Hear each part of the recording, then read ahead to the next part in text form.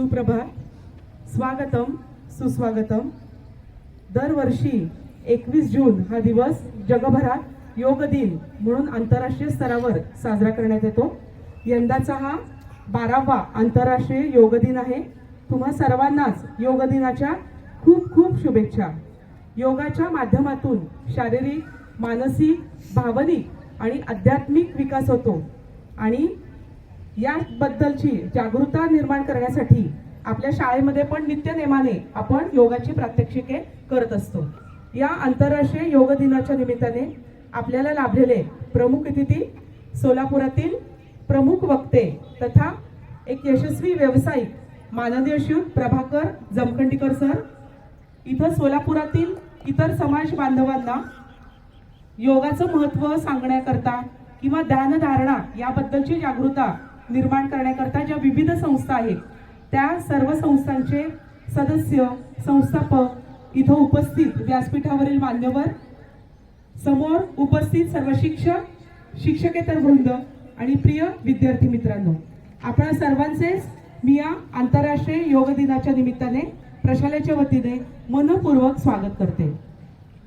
योग ही आपल्या भारताची 5000 वर्षांपूर्वीची प्राचीन ज्ञानशैली आहे। योग म्हणजे हा संस्कृत युज या शब्दापासून शब्द बनलेला आहे, ज्याचा अर्थ आहे आत्म्याचे परमात्म्यात विलीन होणे। योग म्हणजे केवळ व्यायाम प्रकार नव्हे, ज्याच्यामध्ये शरीर वाकवले जाते, वळवले जाते, पिळले जाते आणि श्वसन प्रक्रियांचा अवलंब केला जातो, तर मन आणि आत्मा यांच्या अनंत क्षमता जाणून घेणारं हे एक प्राचीन विज्ञान आहे। महर्षी पतंजली हे योगाचे पितामह म्हणून संबोधले जातात। त्यांनी दिलेली प्रवचने, त्यांनी मांडलेली सूत्रे, त्यांनी लिहिलेली ग्रंथ आज आपल्याला सर्वांनाच एक मार्गदर्शक तत्व म्हणून सामोरे आहे। योगविद्या ही भारताने जगताला दिलेली एक मोठी देणगीच आहे असं म्हणायला हरकत नाही। 21 जून हा दिवस योग दिन म्हणून निवडण्यामागचं कारण म्हणजे हा दिवस सर्वात मोठा दिवस आहे वर्षभरातला आणि या दिवसापासून उत्तरायण संपून दक्षिणायनाला सुरुवात होते। या दिवशी सूर्योदय लवकर होतो। आज पहा ना मुलांनो, किती ऊन आहे, एवढ्या सकाळीच केवढं ऊन आपल्याला सामोरं जावं लागतं या उन्हाला। तर सूर्योदय लवकर होतो आणि उत्तर गोलार्धात सूर्याची किरणे जास्त काळ पृथ्वीवर पडतात आणि त्यामुळे अत्यंत ऊर्जायुक्त असा हा दिवस आहे आणि ती ऊर्जा आपल्यामध्ये संक्रमित व्हावी म्हणून सकाळी सकाळी आपण या योग दिनाचं आयोजन केलेलं आहे। या योग दिनाच्या निमित्ताने आपल्याला लाभलेले प्रमुख अतिथी यांची मी आपल्याला थोडक्यात ओळख करून देते। माननीय श्री प्रभाकर बाळकृष्ण जमखंडीकर, ते BCom MBA आहेत। 37 वर्षांच्या प्रदीर्घ सेवेनंतर LIC ऑफ इंडिया मधून त्यांनी स्वेच्छा निवृत्ती घेतलेली आहे। ते उत्तम व्याख्याते असून आतापर्यंत 1000 पेक्षा अधिक विविध विषयांवर त्यांची व्याख्याने झालेली आहेत। त्याचबरोबर सोशल मीडियाच्या माध्यमातून समाजाला सकारात्मक दृष्टी आणि दिशा देणारे ते एक प्रभावशाली लेखकही आहेत। मराठी आणि इंग्लिश वर्तमानपत्रे, नियतकालिकांमधून देखील विविधांगी विषयांवर त्यांचे लेखन प्रकाशित झालेले आहे। जगा असं जणू, मेड फॉर इच अदर या पती पत्नीच्या आनंददायी रिलेशनशिपवरील कार्यक्रमांची निर्मिती देखील त्यांनी केलेल्या आहेत आणि त्याचे 100 पेक्षा अधिक प्रयोग त्यांचे झालेले आहेत।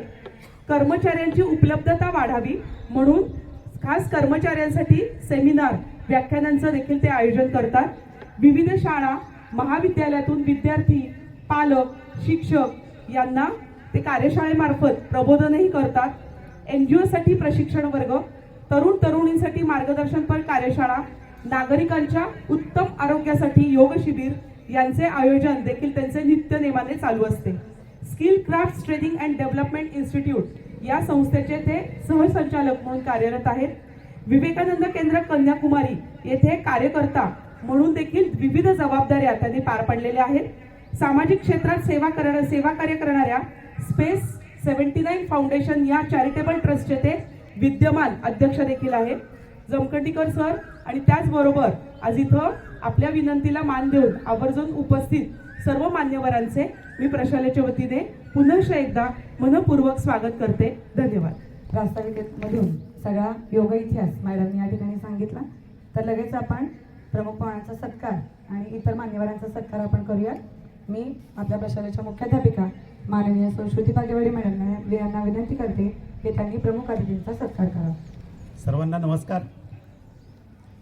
व्यासपीठावरील सर्व सन्माननीय व्यक्ती, शाळेच्या मुख्याध्यापिका माननीय सौभाग्यवाडी मॅडम, सर्व प्रशालेचे गुरुजन वर्ग आणि माझ्या छोट्या मित्रांनो, आज आंतरराष्ट्रीय योग दिनाच्या निमित्ताने योग म्हणजे काय आहे आणि योग आपल्या जीवनामध्ये कसा आणायचा हे पाहण्यासाठी आपण सर्वजण इथे जमलेलो आहोत. जसं मॅडमनी आत्ता सांगितलं की योग ही भारताने जगाला दिलेली एक अमूल्य भेट आहे. आपल्याला समजा कोणी काही भेट दिली तर आपण ती कशी जपून ठेवतो. ती खूप महत्त्वाची असेल, प्रचंड आवडणारी असेल आणि खूप काळापर्यंत ती आपल्याला आनंद देणारी असेल तर त्या भेटीला आपण अमूल्य भेट असं म्हणतो.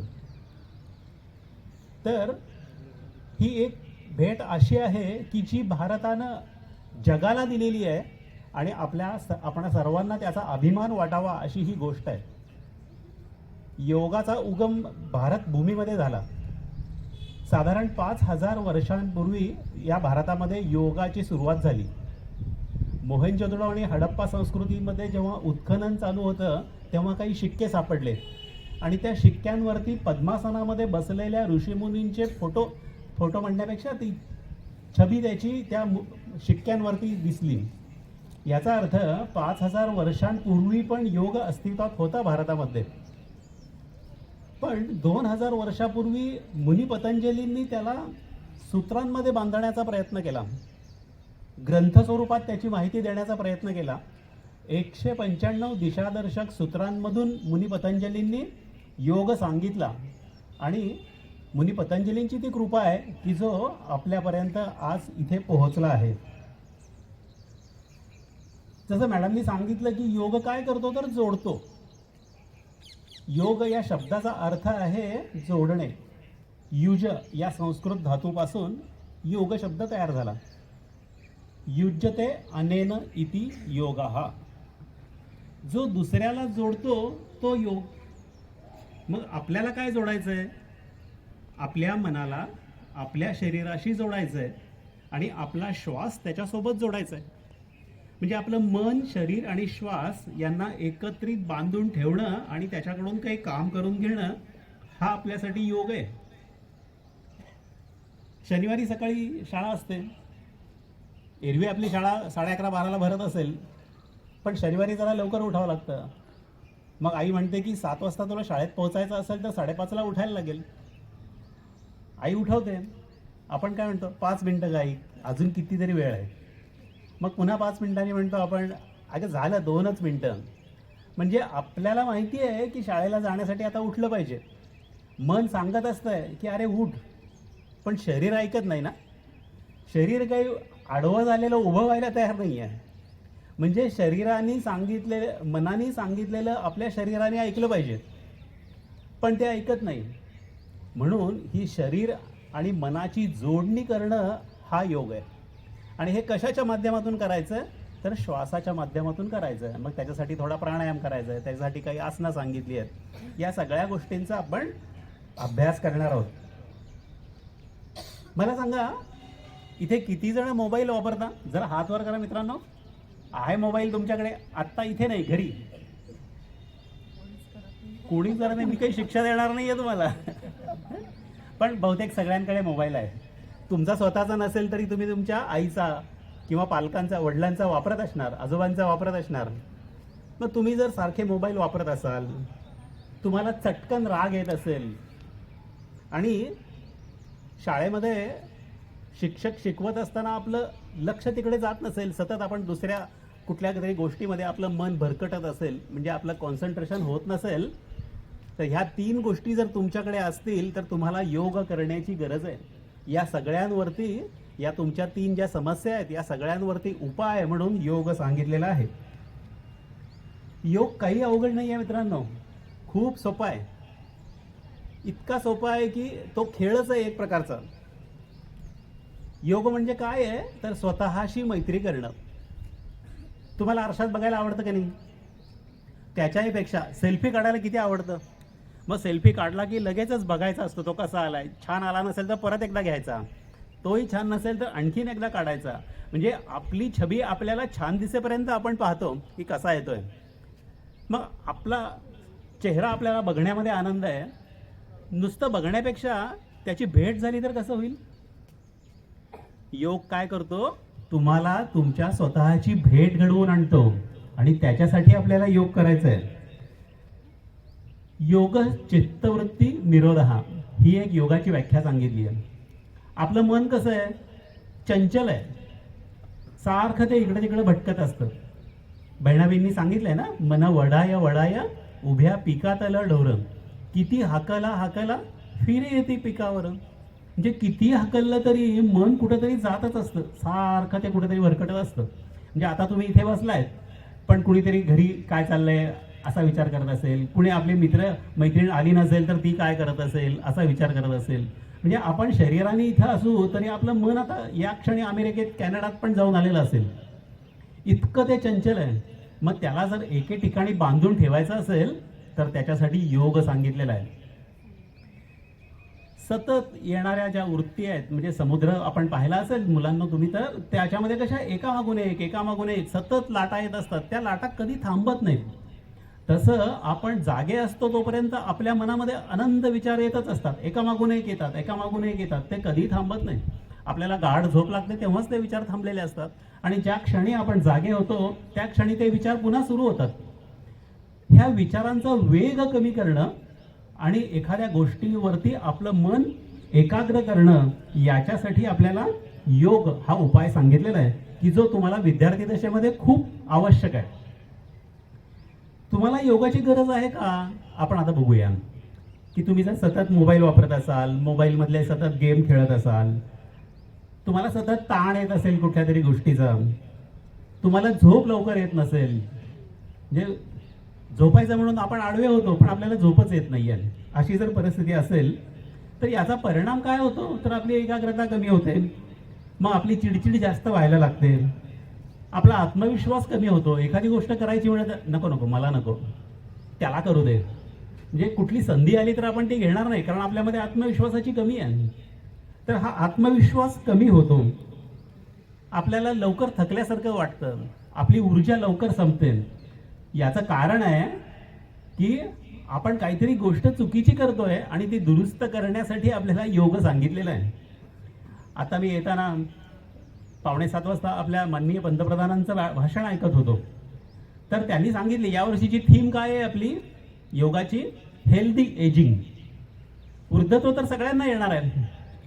आज तुम्ही 10-12 वर्षाचे असाल, उद्या 13-14 वर्षाचे व्हाल, पुढच्या वर्षी, त्याच्या पुढच्या वर्षी 15-16 वर्षाचे व्हाल, असं करत करत माणूस हा वृद्ध होत जाणार आहे. ही अपरिहार्य गोष्ट आहे.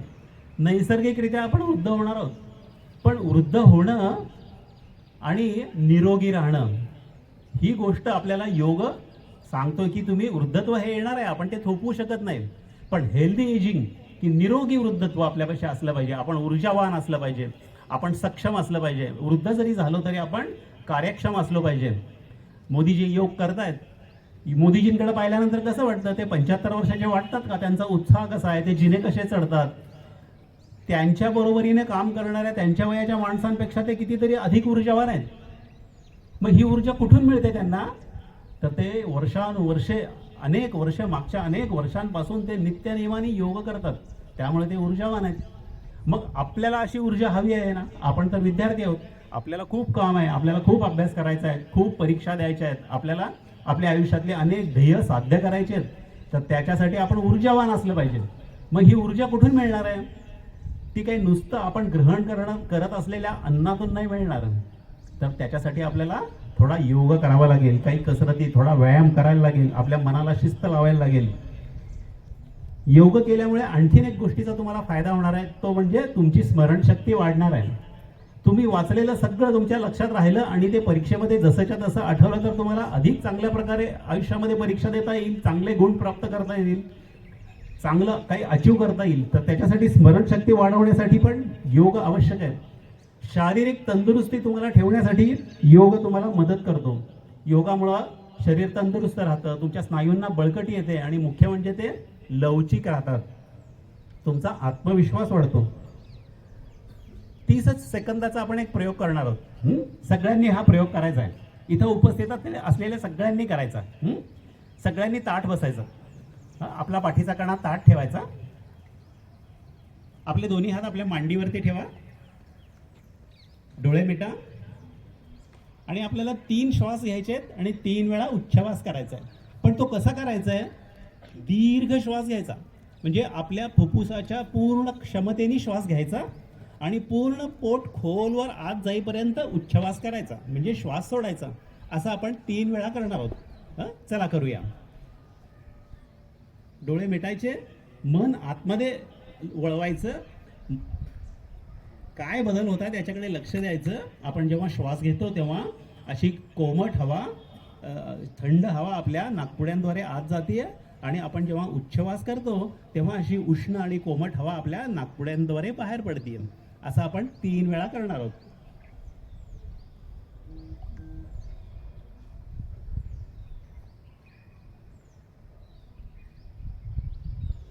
सावकाश डोळे उघडूया. कसं वाटतंय तुम्हाला? शांत वाटतंय? कुणाकुणाला शांत वाटलं जरा हात वर करून सांगाल? अरे वा, बऱ्यापैकी सगळ्यांना शांत वाटतं. मग आपण अभ्यास करण्यापूर्वी हा जर प्रयोग केला, किती वेळ लागला याला? अर्धा मिनिट, 30 सेकंद फक्त लागले आणि 30 सेकंदामध्ये आपलं मन शांत झालं. आपले विचार आपलं मन एका विचारावरती आलं. अनेक विचारांना बाजूला करून आपण एका विचारावरती आलो की आपली एकाग्रता तिथे येते आणि एकाग्रता आली की आपली सगळी कामं पटपट होतात. अभ्यास छान होतो, लक्षात चांगलं राहतं. तर हे सगळे आपल्याला उपयोगी गोष्टी या योगाच्या माध्यमातून आपल्याला मिळतात. योग काय करतो तर तुमचं शरीर तुम्हाला रिचार्ज करून देतो. आपण रोज सकाळी उठल्यानंतर मोबाईल चार्जिंगला लावतो की नाही? का तर दिवसभर त्याची बॅटरी आपल्याला पुरली पाहिजे, कारण दिवसभर अनेक कामं असतात आपल्याला मोबाईलवरती. म्हणून आपण सकाळी काय करतो की पहिल्यांदा चार्जर लावतो आणि मोबाईल चार्ज करून घेतो. मग एक छोटासा मोबाईलची आपण इतकी काळजी घेतोय तर आयुष्यभर आपल्या सोबत असणाऱ्या ह्या शरीराची आपण काळजी घ्यायला पाहिजे की नाही? नक्की घ्यायला पाहिजे. म्हणून मग त्याचं पण चार्जिंग व्हायला पाहिजे. तर योगा काय करतो? तुमच्या शरीर, मनाचं आणि बुद्धीचं चार्जिंग करतो आणि तुम्हाला सगळ्या कामांसाठी तंदुरुस्त आणि तयार ठेवतो. म्हणून आपण सगळ्यांनी योग करायचा आहे. योग ही काही स्पर्धा नाही आहे मित्रांनो. योग हा केवळ व्यायामही नाही आहे, तर स्वतःची सर्वोत्तम आवृत्ती बनण्याचा हा प्रवास आहे. कालपेक्षा मी अधिक चांगला झालोय का? काल मी जसा होतो त्याच्यापेक्षा आज एक चांगला मुलगा किंवा चांगली मुलगी मी झाली आहे का? काल मी जसा होतो त्याच्यापेक्षा आज चांगल्या पद्धतीने विचार करतोय का? आज कालच्यापेक्षा अधिक चांगलं काम करतोय का? कालच्यापेक्षा आज अधिक चांगल्या पद्धतीने मी अभ्यास केलाय का? असं जर असेल तर तुम्ही कालच्यापेक्षा तुमची आजची आवृत्ती ही चांगली आहे. असं आपल्याला रोज आपल्या आयुष्यामध्ये अधिकाधिक चांगली आवृत्ती बनवायचं आहे आणि आपली सर्वोत्तम आवृत्ती आपल्याला प्रेझेंट करायची आहे या जगापुढे. म्हणून आपल्याला योग करायचा आहे. जो योग करतो तो सर्वोत्तम असतोच. मी उदाहरण सांगितलं तुम्हाला की योग करणारे आणि न करणारे. समजा मी तुम्हाला असा चॉईस दिला की वर्ग शिक्षक तुम्ही निवडायचे. 2 शिक्षक तुमच्या समोर उभे केले. दोघेही खूप छान शिकवतात, खूप प्रेमळ आहेत. दोघांचाही त्यांच्या विषयातला अभ्यास खूप चांगला आहे आणि शिकवण्याची हातोटी दोघांचीही उत्तम आहे. फक्त फरक काय आहे की त्यातले एक शिक्षक योग करतायत आणि दुसरे शिक्षक योग करत नाही आहेत. तुम्ही कुणाच्या क्लासमध्ये जालो? कुणाच्या जाल? योग करणाऱ्याच्या. तर मग आता आपण शिक्षकांना पण सांगायचं आहे की तुम्ही पण आता योग करायला पाहिजे, करत नसाल तर. कारण कालच्यापेक्षा अधिक चांगली आवृत्ती आपल्याला सगळ्यांनाच बनायचं आहे. याला काही वयाचं बंधन नाही आहे. आणि तुम्ही मुलांना योग सुरू कराल तर तुम्ही एकट्याने नाही करायचा, तुमच्या पालकांना पण करायला सांगायचं आहे. की तुमच्या पालकांना पण तुम्ही सांगायचं की तुम्ही पण योग करा. याला काही फार वेळ लागत नाही. 10 मिनिटं जर दिवसातली काढली ना तरी सुद्धा पुरेशी आहेत आपल्याला. मग ती गोडी लागल्यानंतर तुम्ही अधिक वाढवू शकाल वेळ. परंतु तुम्ही तुमच्या पालकांना पण सांगा की तुम्ही पण योग करा. जागतिक योग दिनाच्या निमित्ताने आपण आज सगळेजण इथे जमलो. तसे जगभरामध्ये आज 130 देशांमध्ये हा योग केला जातोय. आत्ता या मोमेंटला 130 देशांमध्ये लोक योग करतायत. ही जागरूकता आलेली आहे आता लोकांमध्ये. जगामध्ये. आरोग्याचा हा सगळा उत्सव देशभरामध्ये जगभरामध्ये साजरा केला जातोय आणि आपण त्याचा एक पार्ट आहोत. योग आपल्याला शांती देतो, योग आपल्याला आनंद देतो, योग आपल्याला प्रसन्नता देतो, आपल्याला सुआरोग्य देतो आणि मुख्य म्हणजे निसर्गाच्या अधिक जवळ घेऊन जातो आणि निसर्गाशी एकरूप होऊन जगायला शिकवतो. माणसाला आपलं जीवन अधिक उन्नतपणे जगायला योग मदत करतो. तर चला आपण सगळेजण या अद्भुत फायदे असणाऱ्या योगाचा अभ्यास करूया, आपल्या जीवनामध्ये योग आणूया आणि रोज आपण योग करूया. आणि आपणच योग करायचा असं नाही तर आपल्या मित्राला करायला लावायचा, आपल्या घरातल्या फॅमिली मेंबर्सना करायला लावायचा आणि आपल्या पालकांना पण करायला लावायचा आणि आपण सगळेजण मिळून कालच्यापेक्षा अधिक चांगले बनण्याचा प्रयत्न करायचा. तर आपण या आपल्या जीवनामध्ये योग आणावा, त्यासाठी तुम्हा सर्वांना मनपूर्वक शुभेच्छा. आणि या जागतिक योग दिनाच्या निमित्ताने पुनश्च एकदा तुम्हाला शुभेच्छा देतो, तुमचं अभिनंदन करतो आणि तुमच्या जीवनामध्ये योग यावा, त्याचे अनंत फायदे तुम्हाला मिळावेत आणि तुम्ही आपल्या जीवनामध्ये सर्वोत्तम व्यक्ती व्हावं अशी मी प्रार्थना करतो. आणि मला या ठिकाणी बोलवलं आणि तुमच्याशी संवाद साधण्याची संधी दिली त्याबद्दल मी प्रशालेचे आभार मानतो, तुम्हा सर्वांचेही आभार मानतो आणि माझे 2 शब्द संपवतो. ताडासन वृक्षासन करू, शरीराचा मेळ जुळवू, श्वास घेऊ श्वास सोडू, ताण तणासारे मोडू. तर अशा पूर्ण म्हणजे योग मॅडमने प्रास्ताविकेतनं योग म्हणजे काय आणि सरांनी त्याचं पुढं आपल्या शरीराशी जोडून आपले जे समीकरण आहे श्वासाचं त्याचं उत्तम उदाहरणादाखल प्रयोगांनीशी आपल्याला ते पटवून दिलं, त्याबद्दल मनापासून मी सरांचे आभार मानते. या म्हणजे ताडासन वृक्षासन आपण करतोच, तर त्या पंक्तीप्रमाणे आपल्याला निरोगी वृद्धत्वासाठी योग ही जी थीम आहे ती पूर्णत्वाकडे नेण्यासाठी आपण सगळेच प्रयत्न करणार आहोत. सर्वप्रथम मी माननीय श्री प्रभाकर जमखंडीकर सर यांचे मनापासून प्रशालेतर्फे आभार मानते. शाळा समिती अध्यक्ष माननीय श्री अनिल बर्वे सर, नियामक मंडळ सदस्य माननीय श्री मंकणी सर यांच्या शुभेच्छा आमच्यासोबत असतात, ते सतत आम्हाला प्रेरणा देत असतात, त्यांचेही मनापासून आभार. प्रशालेच्या उपक्रमशील मुख्याध्यापिका माननीय सौ श्रुती बागेवाडी मॅडम यांचेही मनापासून आभार. माननीय सौ मीनाक्षी पाटोडेकर मॅडम यांचेही मनापासून आभार.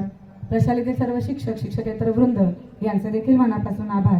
आणि या ठिकाणी जे काही सहभागी संस्था आहेत त्यांनी इथं आपली उपस्थिती दर्शवली त्याबद्दलही त्यांचा आभार. आणि महत्त्वाचं म्हणजे जे आम्हाला या रोपर महोत्सवी वर्षानिमित्त 25 मान्यवर प्राप्त झाले त्यांचे मी शतशः आभारी आहे, कारण त्यांच्यामुळे आमच्या कार्यक्रमाला खूप शोभा आली. आणि एकूणच आपले जे पालकवृंद आहेत जे नेहमीच शाळेला सहकार्य करतात आणि आमचे सगळे प्रशालेचे लाडके विद्यार्थी यांचे देखील मनापासून मी आभार मानते. आणि ॲक्च्युली आभार प्रदर्शन म्हणजे कार्यक्रम संपलेला असतो, पण आभार प्रदर्शन आपण आधी घेतलेलं आहे आणि योगा प्रोटोकॉल आपण पुढे फॉलो करणार आहोत. तर मी सगळ्या मान्यवरांना विनंती करते की स्टेजच्या उजव्या बाजूला आपण स्थानापन्न व्हावे आणि कारण आपण 1-2 प्रात्यक्षिक आणि योगा प्रोटोकॉल फॉलो करणार. त्यामध्ये विद्यार्थ्यांचा सराव घेतलेला आहे, त्या पद्धतीने सगळ्यांनी करायचं आहे. 2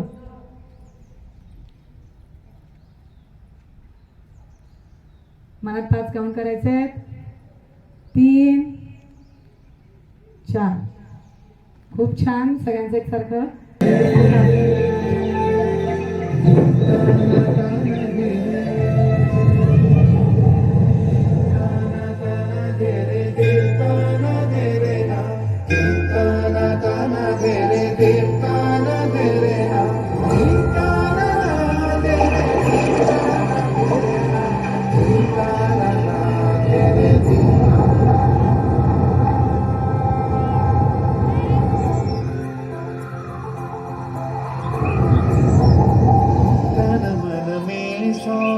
रंग भरो, योग करो, योग करो.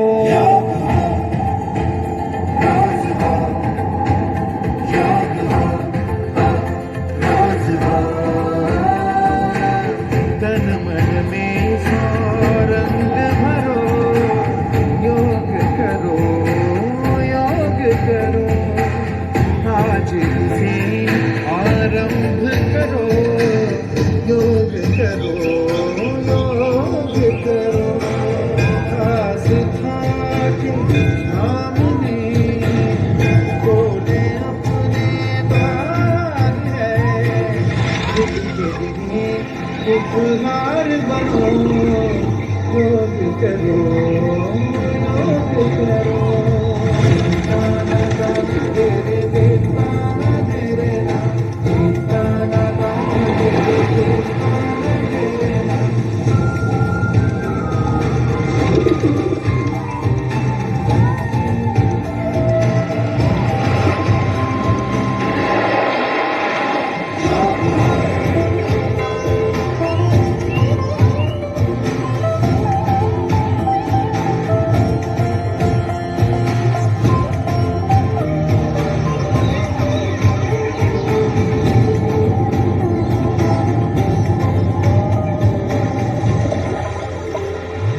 पंख खोल दो तितली बनो मोर बनो फिर उड़ने लगो पुष्प के जैसे अंग करो सिर उठा के भुजंग बनो शेर बनो पहाड़ लो मान लो तुम पहाड़ हो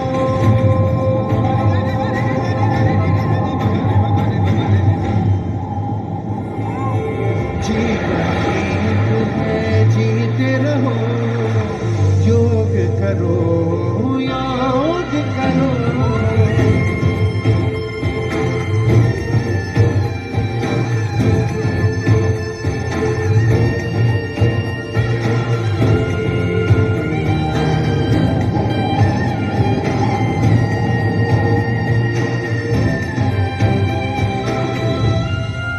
नदी बनो तुम बहने लगो नाव बनो फिर तरने लगो वृक्ष बनो तुम बढ़ने लगो जड़ों से अपनी जुड़ने लगो फूल की तरह खिलने लगो अंतर मन से मिलने लगो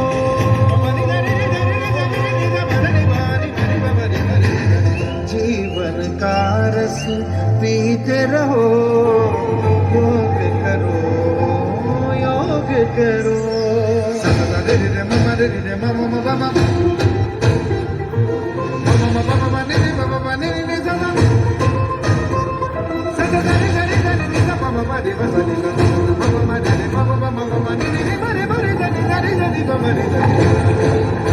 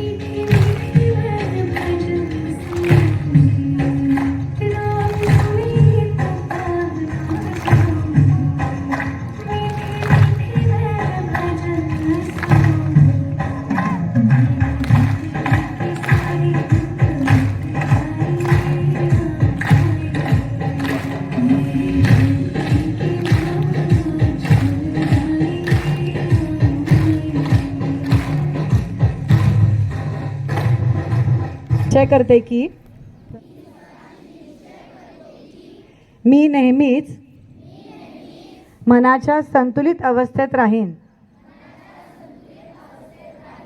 अशा संतुलित मनानेच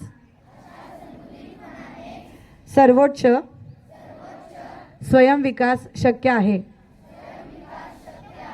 जगात शांती, आरोग्य आणि सुसंवाद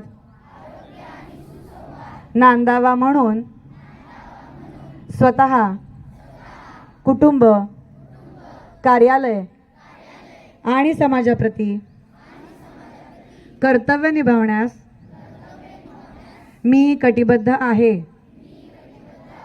जय हिंद. तर आता आपल्या कार्यक्रमाची सांगता संपूर्ण वंदे मातरमनी होईल. एक साथ साधारण अर्धचक्रासनला चेंज नाही सांगितलं बरं का. 3 2 4 3 हात बाजूने खाली घ्या. 4 4 पुन्हा एकदा 1 2 3 आधी पाय खाली 4 हात अलगद खाली घ्या. 3 बघा तरी 3 पाय खाली आधी 4 हात बाजूने पुन्हा एकदा 1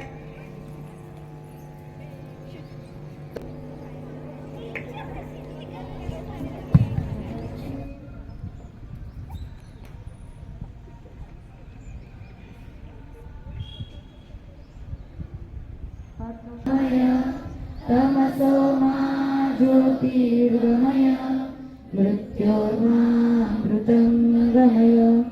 ओम शांती शांती शांती. हात खाली.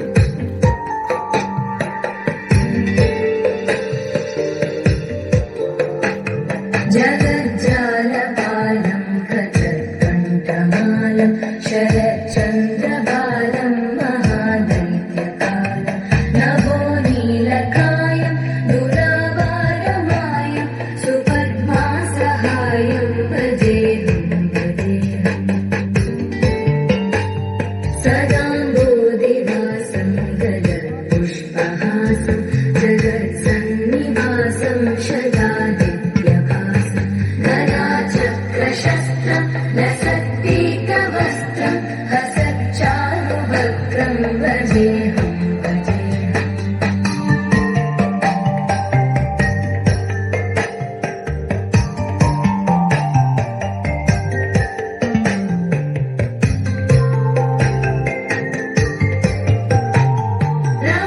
रमाकण्ठहारं श्रुतिभ्रातसारं जनान्तर्विहारं धराभारहारं चिदानन्दरूपं मनोज्ञस्वरूपं धृतानेकरूपं भजेऽहं भजेऽहम्. जराजन्महीनं परानन्दपीनं समाधानलीनं सदैवानदीनं जगज्जन्महेतुं सुरानीकहेतुं त्रिलोकैकसेतुं भजेऽहं भजेऽहम्.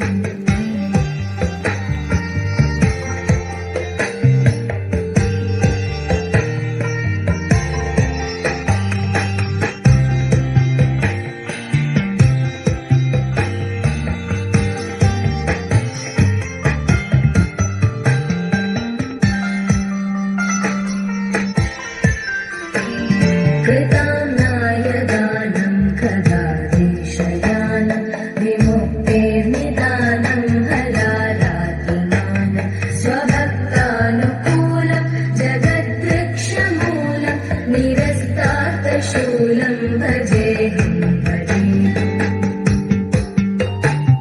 समस्तामरेशं द्विरेवाभदेशं जगद्बिम्बलेशं हृदाकाशदेशं सदा दिव्यदेहं विमुक्ताखिलेहं सुवैकुण्ठगेहं भजेऽहं भजेऽहम्.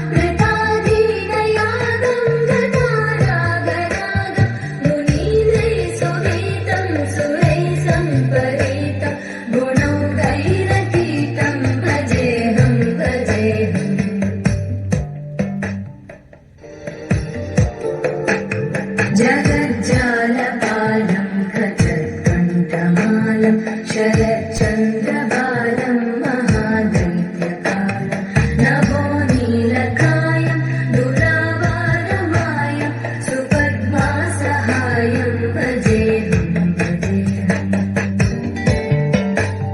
सदाम्बोधिवासं गलत्पुष्पहासं जगत्सन्निवासं शतादित्यभासं गदाचक्रशस्त्रं लसतजेकवसम्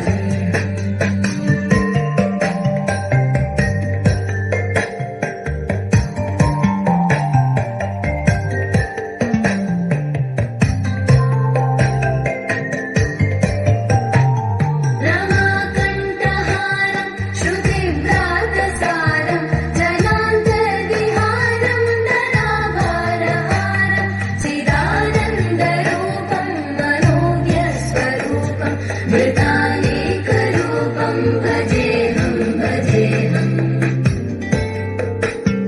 जराजन्महीनं परानन्दपीनं समाधानलीनं सदैवानदीनं जगज्जन्महेतुं सुरानीकहेतुं त्रिलोकैकसेतुं भजेऽहं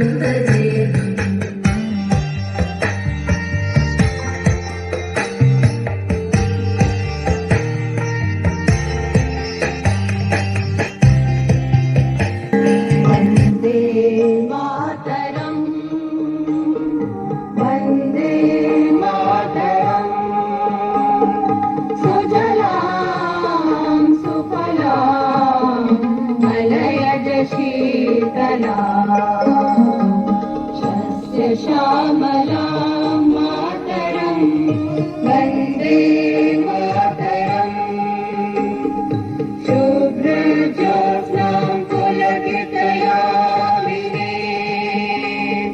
पुण्यकुसुमिता द्रुमदलशोभिनी सुहासिनी सुमधुरभाषिणी सुखदां वरदां मातरं वन्दे मातरम् कोटि कोटि कंठ कल कल निनाद करले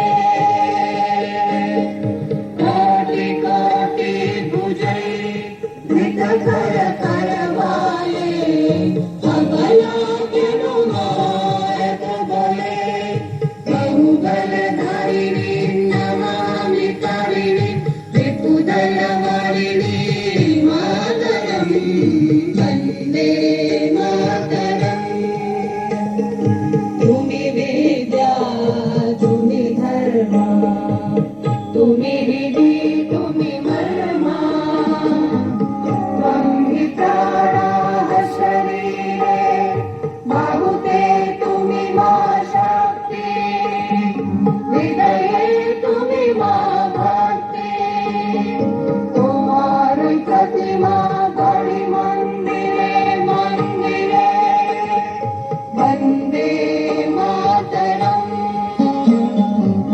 त्वं हि दुर्गा दश प्रहरणधारिणी कमला कमलदल विहारिणी वाणी विद्यादायिनी नमामि त्वां नमामि कमला ममला अतुला सुजला सुफला मातरम् वन्दे मातरम्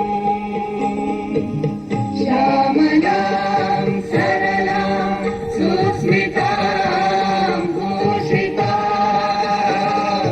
धरणीं मातरम् वन्दे मातरम् वन्दे मातरम् भारत भारत माता की जय।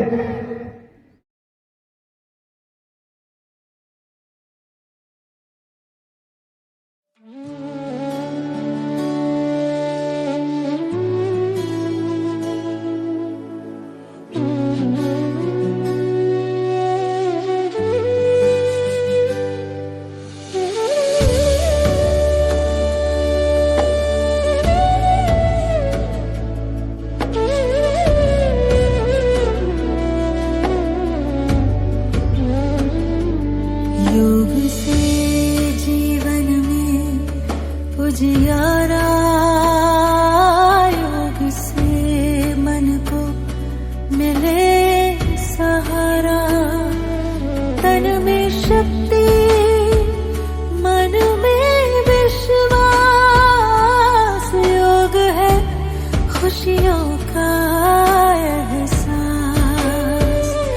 योग करो उसका सजाओ, अपने भीतर दीप जलाओ,